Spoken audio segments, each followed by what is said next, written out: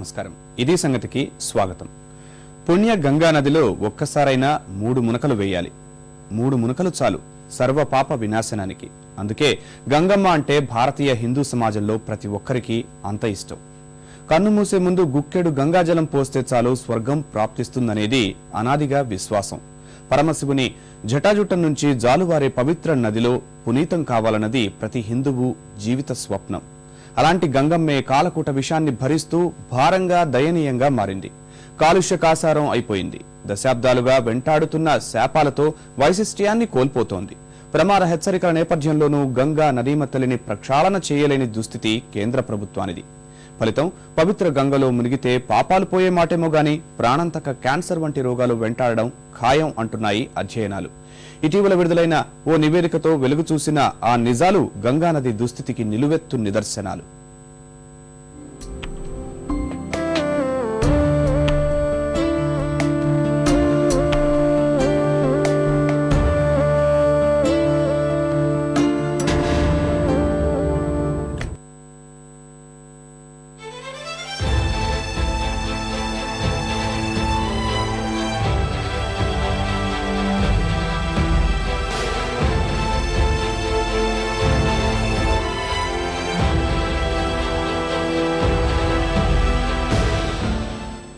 శతాబ్దాలుగా భారతీయ చరిత్రను అజరామర గానం చేస్తున్న పుణ్యగంగమ్మ ప్రస్తుత దుస్థితి ఇది.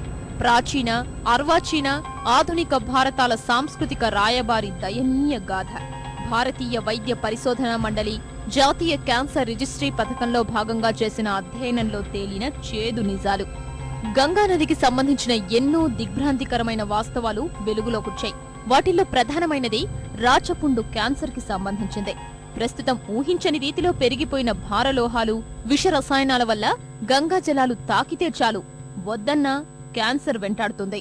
దేశం మొత్తంలో గంగా పరివాహక ప్రాంతంలోనే క్యాన్సర్ కేసులు ఎక్కువగా నమోదు కావడాన్ని అందుకు నిదర్శనమంటున్నాయి పరిశోధనల ఫలితాలు. సమస్య మూలాలపై మరింత లోతుగా అధ్యయనం చేస్తున్న నిపుణుల బృందం మరో 2 నెలల్లో కేంద్ర ఆరోగ్య శాఖకు నివేదికిచ్చేందుకు సిద్ధమవుతోంది.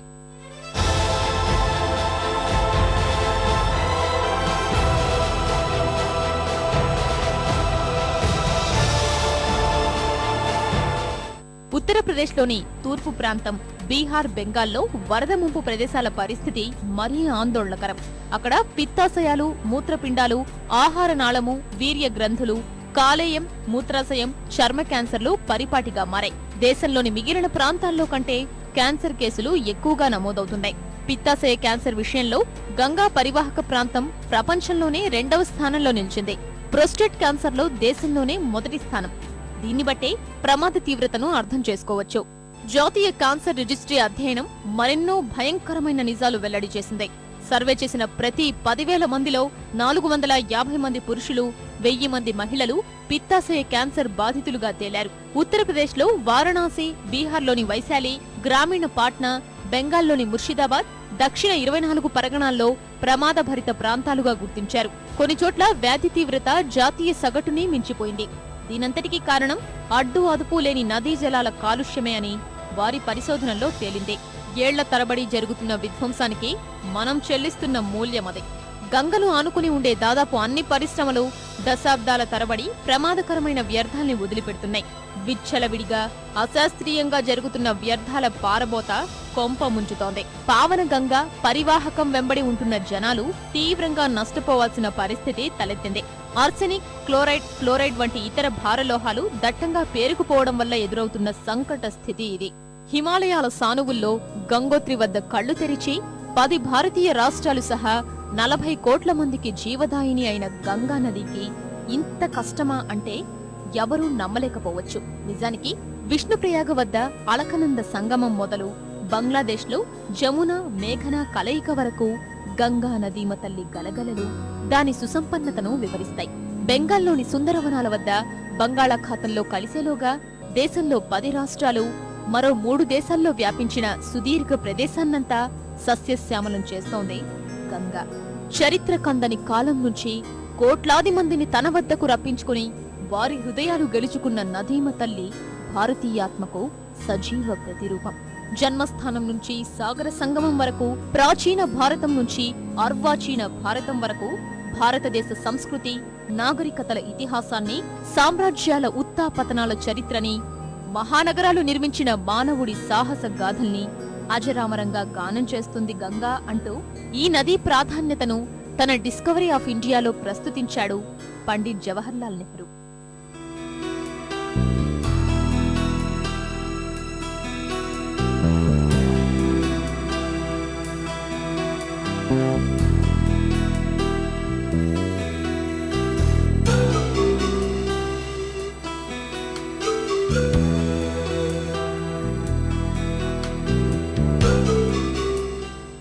ఇంతటి పునీతమైన గంగమ్మను పుట్టిన ప్రదేశం నుంచి సముద్రంలో కలిసేదాకా కాలుష్యం వెంటాడుతోంది. ఎక్కడ చూసినా విచ్చలవిడిగా కాలుష్య కాసారాల్ని శుద్ధి చేయకుండానే గంగలో వదిలిపెడుతున్నారు. రోజు 29,000 మిలియన్ లీటర్ల మురుగు గంగలో కలుస్తుంది. అందులో 3వ వంతు శుద్ధి లేకుండానే గంగ పాలవుతోంది. క్రోమియం లాంటి భారలోహాలు యథేచ్ఛగా నీటిలో కలుస్తున్నాయి. 1 మిల్లీలీటర్ నీటిలో 2 మిల్లీగ్రాముల కంటే తక్కువ స్థాయిలో ఉండాల్సిన క్రోమియం ఏకంగా 150 మిల్లీగ్రాములకు పైనే ఉంటోంది. రసాయన వ్యర్థాల్ని వదిలే పరిశ్రమలపై కొరడా ఝుడిపించేందుకు నిఘానే లేకుండా పోతోంది. ఉత్తరప్రదేశ్లో రోజుకి 825 కోట్ల లీటర్ల మురుగు గంగానదిలో చేరుతోంది. కాన్పూర్ వద్ద 430 మిలియన్ లీటర్ల మురుగు నేరుగా గంగలోకి వెళ్తోంది. అందులో 70% కనీస శుద్ధి కూడా జరగకుండానే నదిలో కలుస్తున్నాయి. కాన్పూర్ పరిసరాల్లో 400 పైనే తోలు పరిశ్రమలున్నాయి. తోలు శుద్ధి చేసిన తరువాత వెలువడే వ్యర్థాలతో పాటు ఉప్పు కూడా నదిలో కలుస్తోంది. దీంతో నదీ జలం లవణమయమవుతోంది. కాలుష్యాల్ని తట్టుకోలేక నీటి శుద్ధి కేంద్రాలు సైతం చేతులెత్తేస్తున్నాయి. ఫలితం గంగంతా కాలుష్యమయం. జీవ ఆమ్లజని, కరిగి ఉన్న ఆక్సిజన్, బ్యాక్టీరియాల శాతం ఆధారంగా గంగా జలాల్ని పరీక్షించారు. ఏ ఒక్క పరీక్షలోనూ సంతృప్తికర ఫలితాలు వెల్లడి కాలేదు. ఈకోలై బ్యాక్టీరియా పరిమాణమూ పెరిగిపోయింది. పారిశ్రామిక కాలుష్యానికి తోడు గంగానదిని వెంటాడే మరో ప్రధాన సమస్య శవాల గండం. వారణాసిలో ఖాళీ కాలని మృతదేహాలు అటు తిరిగి ఇటు తిరిగి గంగలోకే చేరుతుంటాయి. సాధు సంతువులు పరమపదించిన తరువాత దహనం లేకుండానే సంప్రదాయబద్ధంగా నేరుగా జలసమాధి చేస్తుంటారు. అవి కాకుండా నీటిలో మునిగి చనిపోయిన వారి మృతదేహాలు గంగలోనే పరిభ్రమిస్తుంటాయి. చెప్పాలంటే గంగా పరివాహకంలోని అన్ని రకాల జంతు కళేబరాలకు నదే ఆలవాలం. ప్రతి ఏటా కాశీ గంగా పరివాహకం వెంబడి దాదాపు 35,000కు పైగా శవదహనాలు జరుగుతుంటాయి. 1989లో విద్యుత్ దహన వాటిక ఏర్పాటు చేసినా అది ఏనాడో మూతపడింది.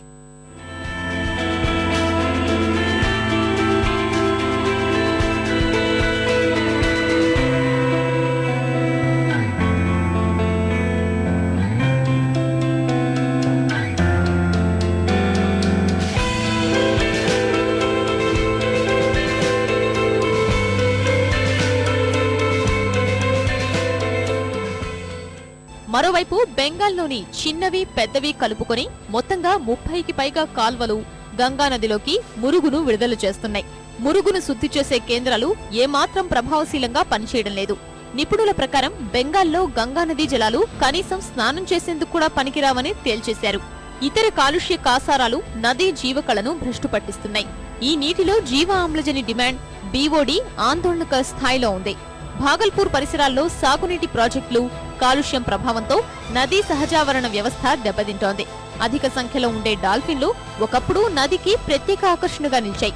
కానీ కాలుష్యం ధాటికి ఆ జాతి ఉనికి కోల్పోయేందుకు సిద్ధంగా ఉంది.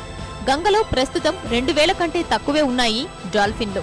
గంగమ్మను పట్టి పీడిస్తున్న ఈ శాపాల్ని చూసి తట్టుకోలేకే స్వామి నిగమానంద ఆమరణ దీక్షకు దిగారు. అయినా పాలకుల్లో చలనం రాలేదు. పోనీ నిధులు ఖర్చు చేయడం లేదా అంటే ఏటా గంగా ప్రక్షాళన పేరుతో 1,000 కోట్లు కుమ్మరిస్తున్నారు. పైగా 2020 కల్లా పరిశుద్ధ గంగ రూపొందించాలని ప్రభుత్వం లక్ష్యంగా పెట్టుకుంది. కానీ ఏళ్ల తరబడి గంగను పట్టి పీడిస్తున్న సమస్యలు చూస్తే కేవలం నిధులతోనే ఆ ప్రక్షాళన సాధ్యమవుతుందా అన్న ప్రశ్నలు తలెత్తక మానవు. నిజానికి ఇది ఒక్క గంగానదికే పరిమితమైన సమస్య కాదు. దేశంలో ఉన్న 7 ప్రధాన వందలాది చిన్న నదులది అదే దుస్థితి. గతంలో 15,000 కోట్ల వ్యయంతో ఉద్ధరిస్తామన్న యమునా ప్రక్షాళన పథకం అలానే అటకెక్కిందే. పెద్ద ఎత్తున కాలుష్య కారకాలు నదుల్లోకి వదలడం వల్ల నదులలో నీరు తక్కువగా ప్రవహించడం ఈ దుస్థితికి దారితీస్తున్నాయి. పారిశ్రామికవేత్తలు ఉత్పత్తి వ్యయం పెరిగిపోతుందనే భయంతో తమ ఫ్యాక్టరీల్లో కాలుష్య ఉపచార యంత్రాల్ని ఏర్పాటు చేయడం లేదు. ఏదైనా ఒక ఫ్యాక్టరీలో ట్రీట్మెంట్ ప్లాంట్ ను నిర్వహించాలంటే నెలకు సుమారుగా 25 లక్షలు ఖర్చవుతుంది. అంత ఖర్చు పెట్టే బదులు కాలుష్య నియంత్రణ మండలి అధికారులకు నెలకు ₹1,00,000 లంచం ఇవ్వడం ఉత్తమం అనుకుంటున్నారు. నిజానికి ట్రీట్మెంట్ ప్లాంట్లను ఏర్పాటు చేయని పరిశ్రమల లైసెన్స్లను రద్దు చేసే అధికారము పీసీబీకి ఉంది. కానీ ఆ అధికారాన్ని ఏ రోజు వారు వినియోగించుకోవడం లేదు. మరోవైపు 80% పైగా నగరాల వ్యర్థాలు నదుల్లోకే చేరుతున్నాయి. భాగ్యనగరం ముక్కుపుటాలు అదరగొట్టే మూసీనది దుస్థితే దానికి నిలువెత్తు నిదర్శనం.